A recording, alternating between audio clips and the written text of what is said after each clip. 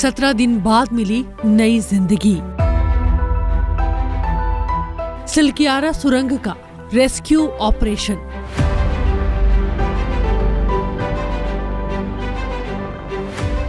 सभी 41 मजदूर सुरक्षित बाहर निकाले गए।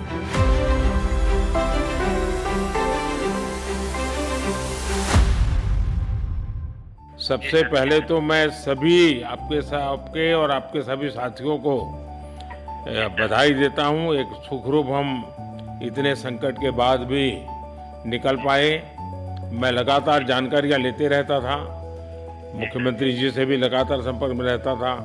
मैं कह रहा हूं कि सर हम लोग आज का दिन लेके सर 18 दिन तक टनल में हम लोग सब फंसा था सर, लेकिन हम लोग को एक दिन भी कुछ ऐसा एहसास नहीं हुआ कि हम लोगों को कुछ ऐसी कमजोरी हो रही है या कुछ ऐसा घबराहट हो रहा है।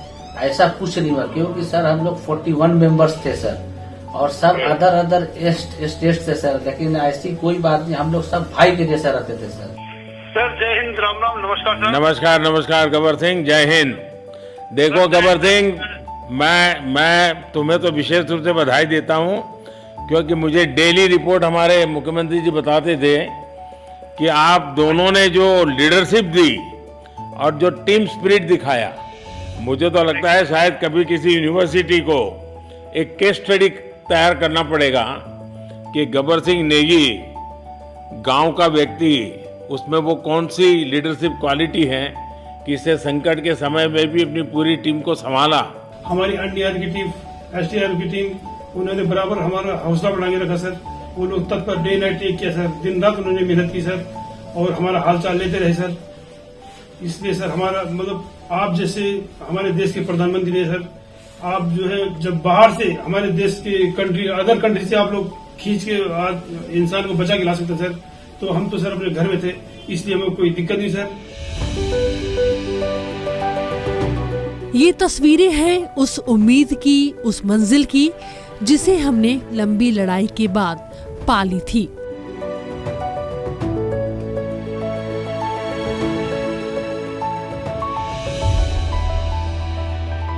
उत्तराखंड में सिलक्यारा सुरंग में फंसे सभी 41 मजदूरों को 28 नवंबर को सकुशल बाहर निकाल लिया गया था।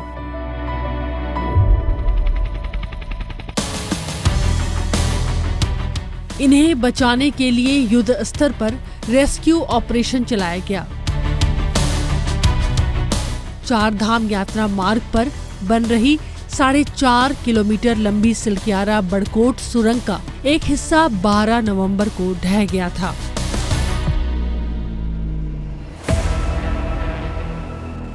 इसके चलते सुरंग में काम कर रहे 41 मजदूर वहीं फंस गए थे। उन्हें निकालने के लिए बड़े पैमाने पर अभियान चलाया गया।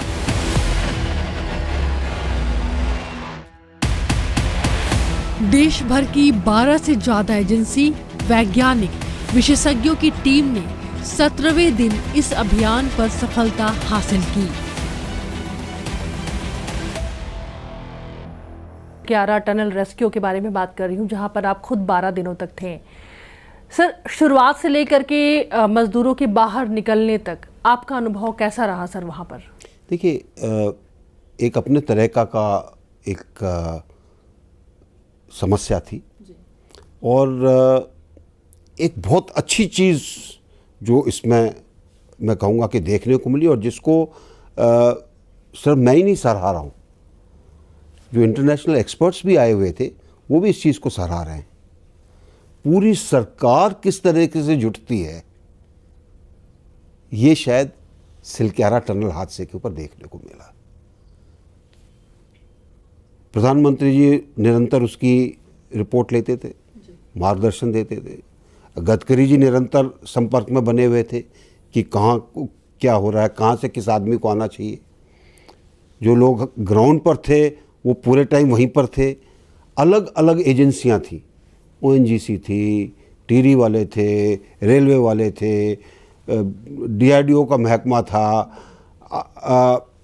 जियोलॉजिकल सर्वे वाले थे, कोल इंडिया वाले थे। आप जो भी उसके अंदर मदद कर सकता था वो वहाँ पर था। अगर सामान किसी ने कहा जी हमारा सामान उड़ीसा के अंदर पड़ा है, वो उड़ीसा से ले आया गया। किसी ने कहा जी हमारा सामान वलसाड में पड़ा, वो वहाँ से ले आया गया। अगर ऑगर की ज़रूरत थी, ढूंढी गई कि कहाँ पर है उस पावर की ऑगर मशीन। पहले वो नजफगढ़ में मिली, उसके बाद इंदौर में मिली। उठा के, यानी कोई चीज़ ऐसी नहीं थी जिसको नहीं लाया गया या साधन के रूप में वहाँ पे मौजूद नहीं थी। जब हम लोग टनल से बाहर निकले तो धामी साहब ने हम लोग को गले लगाया, और बीके साहब भी थे सर, उन्होंने भी हम लोग को तहे दिल से शुक्रिया अदा किया और हम लोग को गले लगाया सर। हाँ, इस बार तो बीके सिंह भी पूरा समय वहाँ रहे और वे भी बिल्कुल डिसिप्लिन, जैसे उनकी जो सोल्जर वाली ट्रेनिंग है ना, वो पूरी ट्रेनिंग इस बार उन्होंने दिखाई। करीब 360 घंटे के बाद बचाव कर्मियों को कामयाबी हाथ लगी, जिसकी कामना पूरा देश कर रहा था। पूरे देश की नजर इस रेस्क्यू ऑपरेशन पर थी। आखिरकार दुआएं काम आई और हैप्पी एंडिंग देखने को मिली।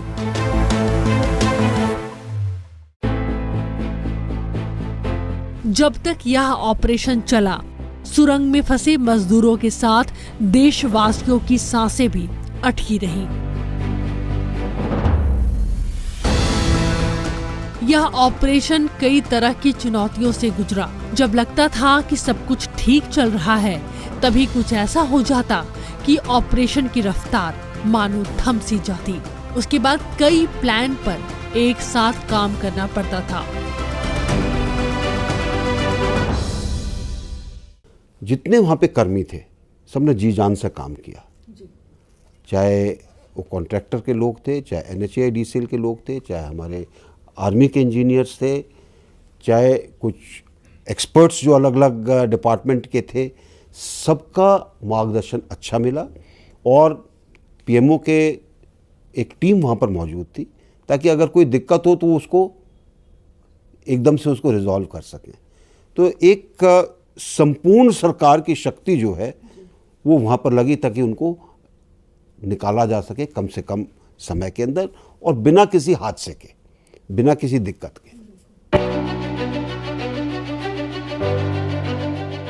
अधिकारियों ने बताया कि सभी मजदूरों को एक एक करके उस पाइप के जरिए निकाला जा रहा था, जिसे मलबे में ड्रिल करके डाला गया था।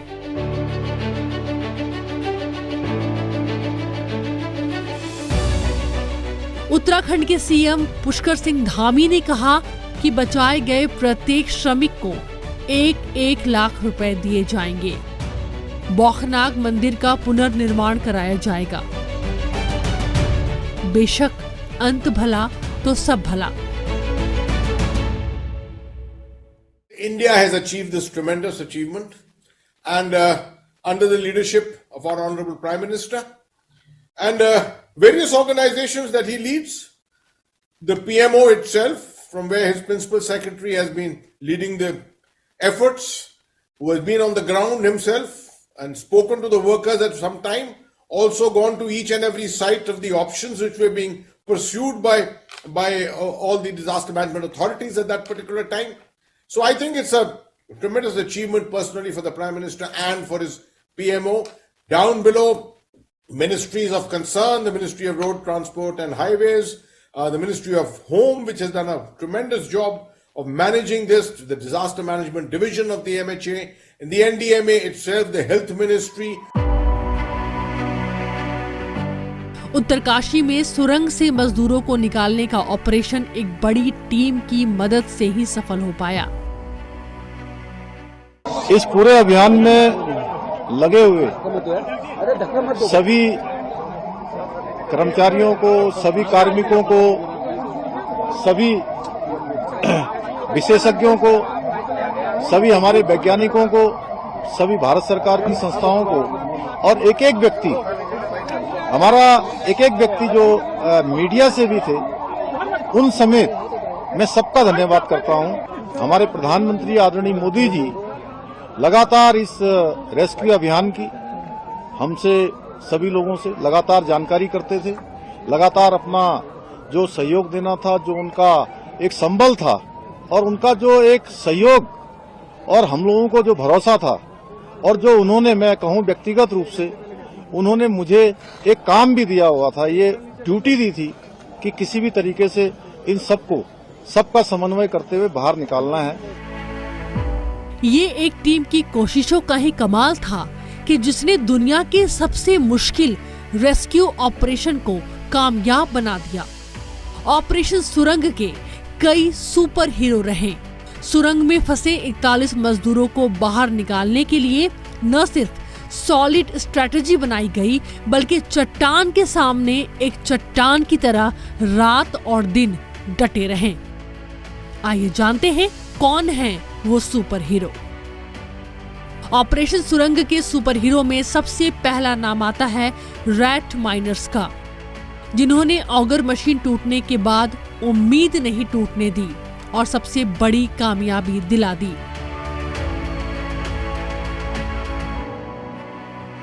जब ये लड़के मेरे 4 अंदर गए तो उन्होंने, लड़कों ने जो अंदर 41 थे, उन्होंने मेरे को बुलाया, बोल रहे मुन्ना भाई को बुलाओ। मैं उनके पास गया, उन्होंने मेरे को बहुत प्यार करा, बहुत सम्मान दिया और मेरे को एक चॉकलेट दी और मेरे से बोलने लगे आपको क्या चाहिए, हमारी जान चाहिए या प्यार, पैसा चाहिए या भगवान का ओहदा चाहिए। मैंने उनसे कहा मुझे आपका प्यार चाहिए, मुझे कुछ नहीं चाहिए, आप मेरे साथ चलो, मुझे यही सब कुछ मिल गया। जो पहले इसकी छत बनी हुई थी उसमें आयरन रॉड्स लगी रहती हैं उसको रीइंफोर्स करने के लिए, तो जब कोलैप्स हुआ तो आयरन रॉड्स भी मलबे के साथ कोलैप्स हुई। उनमें से कुछ आयरन रॉड्स इस ऑगर मशीन के रास्ते में आ गई थी। तो ऑगर मशीन मलबे के थ्रू ड्रिल करने के लिए सक्षम है, लेकिन आयरन रॉड्स के कारण इसको भी नुकसान होने की पॉसिबिलिटी है। इसलिए उसको पाइप में घुस के हमारे जवानों ने और जो साथ में एजेंसीज हैं उन्होंने उसको काट के दूर किया ताकि ड्रिलिंग आगे बढ़ पाए। दूसरे नंबर पर आती है एनडीआरएफ एसडीआरएफ की टीम। सिलक्यारा सुरंग बनाने वाली संस्था national highway infrastructure development corporation के प्रबंधक निदेशक महमूद अहमद भी इस ऑपरेशन के हीरो रहे। एनडीआरएफ एसडीआरएफ की टीमों के साथ मिलकर एस्केप टनल और वर्टिकल ड्रिलिंग के काम को पूरा करने के लिए कई टीम लगातार बनी रही।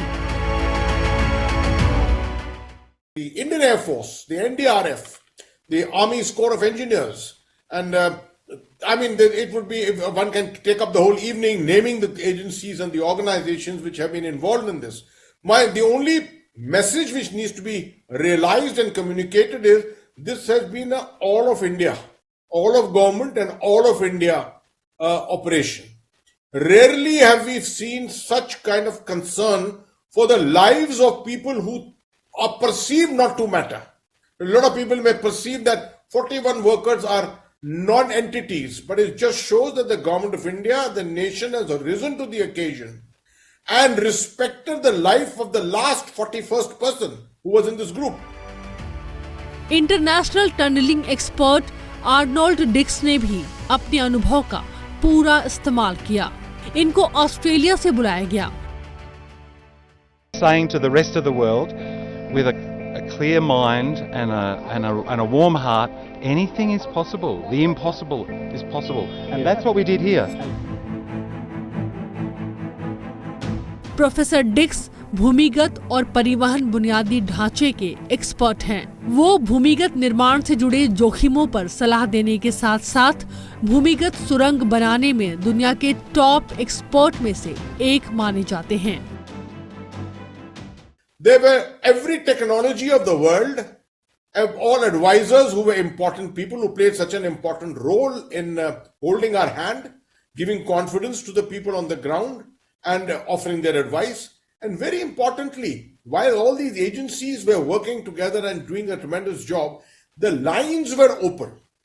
A very professional and may I say a very humanistic approach was adopted by the government of India, which has led to this success. PMO के पूर्व सलाहकार भास्कर खुलवे रेस्क्यू ऑपरेशन में पुष्कर सिंह धामी और जनरल वीके सिंह के साथ अंत तक डटे रहे। इस ऑपरेशन में भारतीय सेना ने भी बड़ा किरदार निभाया। जब सुरंग में खुदाई करते करते मशीन टूट गई तो सेना के 50 जवानों ने मलबा साफ करके मजदूरों को बाहर निकालने के लिए खुदाई करके रास्ता बनाया था। How you get success inside the tunnel? You heard how we got success. We are calm, and we knew exactly what we wanted, and we worked as a wonderful team. And when I say a wonderful team, the best engineers here in India, the army, their engineers, the best I've ever worked with. All the agencies, the federal authority, the state, all the people. It was just a joy to be a part of this successful mission. Just one time. And I've got to go to the temple because I've promised to say thank you for what's happened. Because my friends, if you haven't noticed, I think I've just witnessed a miracle. International tunnel organisation के जो head थे Arnold डिक्स, इन्होंने पहले Tehri dam project पर भी काम किया था। उसकी जो पानी की जो टनल्स बनी थी वहाँ पे काम किया था। उनका कहना था कि मैंने ऐसा कोऑर्डिनेशन सरकारी महकमों के बीच में, अलग अलग महकमों के बीच में कहीं नहीं देखा। बड़ी बात है। और उनका मैं बहुत देशों में गया हूँ, उनका पहली बार मुझे ऐसा देखने को मिला, अलग अलग ऑर्गेनाइजेशंस एक साथ मिलकर काम कर रहे हैं।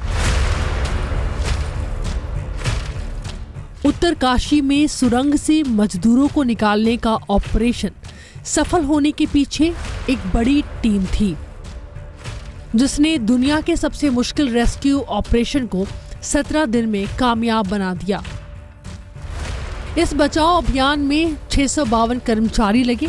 इनमें से पुलिसकर्मी, स्वास्थ्यकर्मी, एनडीआरएफ, एसडीआरएफ, आईटीबीपी, 1 दर्जन फायरमैन, यूपी बिजली विभाग के कर्मचारी और बीआरओ के कर्मचारी भी शामिल थे।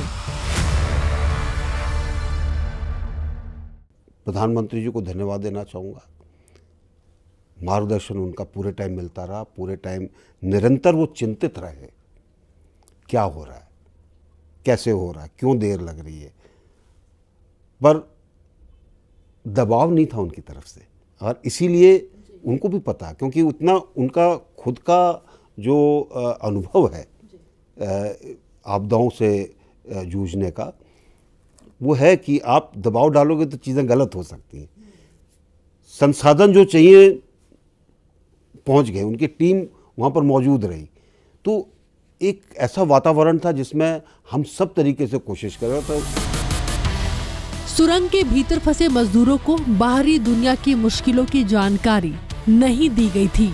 उनका हर वक्त हौसला बढ़ाया जा रहा था, जिससे वो परेशानी महसूस न करे।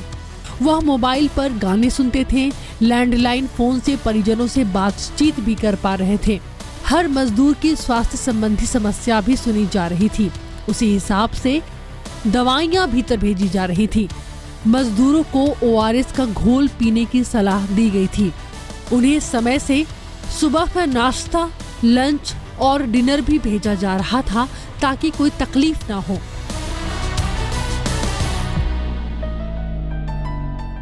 मैं ये कहूँगा कि अच्छी बात ये थी कि तकरीबन जो हमारे जो लोग बाग फंसे उनके लिए तकरीबन 2 किलोमीटर का इलाका वहाँ पे था। 16 फुट ऊंची टनल है, 2 किलोमीटर का इलाका है, तकरीबन 30 फुट चौड़ी है, उससे ज़्यादा ही चौड़ी होगी। इतना इलाका था वहाँ पर जहाँ पे वो रह सकते थे, और उसमें ज़्यादातर इलाका पक्का हो चुका था। तो हमें अब ये था कि उनको कैसे जल्दी निकालें, लेकिन साथ साथ जैसे जैसे टाइम के अलग अलग जब ज़रिए ट्राई किए गए तो उनको स्टॉक करके रखा गया, उनके मनोबल को बढ़ाकर रखा गया, ताकि उनको ये ना लगे कि हम बहुत दिनों से फंसे हुए हैं। बिल्कुल, हम सुन रहे थे, आप खुद ही बात कर रहे थे। बिजली थी वहाँ पर, पानी का प्रबंध था, कम्युनिकेशन हमने पहले तो एक ट्यूब से ही बात हो रही थी, उसके बाद सिस्टम लगा दिया गया, और उनको इस चीज़ की मुश्किल नहीं आने दी कि उनका किसी तरह से मनोबल गिरे।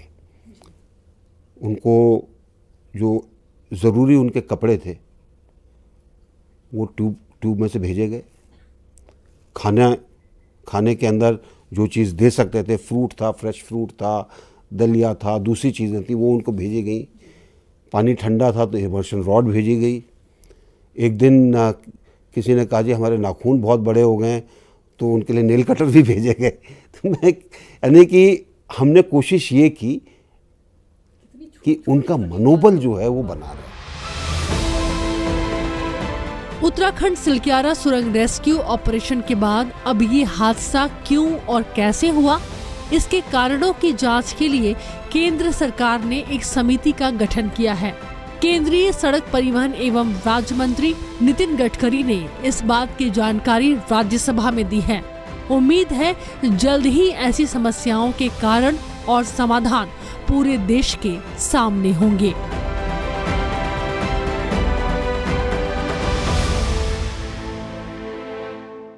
मुझे बहुत खुशी है कि सिलक्यारा टनल के हादसे के कारण जो 41 मजदूर फंसे हुए थे वो बाहर निकले और उनकी जान बची है। सभी एजेंसियों ने, विशेष रूप से पीएमओ के मार्गदर्शन में, भारत सरकार की सब एजेंसीज, उत्तराखंड सरकार और वहां की स्थानिक जनता और सब लोगों ने रात दिन मेहनत की, परिश्रम किए, अलग अलग पर्यायों पर काम किया और उसके बाद ये सफलता मिली है। ये बहुत गहरा संकट था, पहली बार इस प्रकार का अनुभव आया। इन लोगों की जान बची, उन लोगों को मैं बहुत बहुत शुभकामनाएं, शुभेच्छाएं देता हूं। और इसमें जान बचाने में जिन जिन भारत सरकार की एजेंसियों ने और राज्य सरकार के एजेंसियों ने और सभी हमारे इंजीनियर्स थे, रात दिन अपनी जोखिम लेकर जो काम किया है, उन सबको भी बहुत बहुत धन्यवाद देता हूं, उनके आभार व्यक्त करता हूं। ये घटना ने भी हमको सीखने के लिए बहुत कुछ मिला है। अब हम लोग इसके बारे में टनल का सेफ्टी ऑडिट भी करने वाले हैं और टेक्नोलॉजी के साथ कैसे हम लोग ज़्यादा से अच्छे टेक्नोलॉजी का उपयोग कर सके, ये भी कोशिश करेंगे। हिमालय का स्टार्टा बहुत ही फ्राजिल है और इसीलिए स्वाभाविक रूप से वहाँ काम करना भी बहुत कठिन है, पर इसके ऊपर हमको उपाय ढूंढना होगा। हम निश्चित रूप से उपाय ढूंढेंगे। इसी विश्वास के साथ फिर से एक बार जिन जिन लोगों ने सहयोग किया उनको बहुत बहुत धन्यवाद और विशेष रूप से जो मजदूर है उनके परिवारों को भी मेरी बहुत बहुत शुभकामनाएं, क्योंकि वो बेचारे वापस आए हैं। हमारे लिए, सबके लिए बहुत खुशी की बात है। उनके उज्जवल भविष्य की कामना।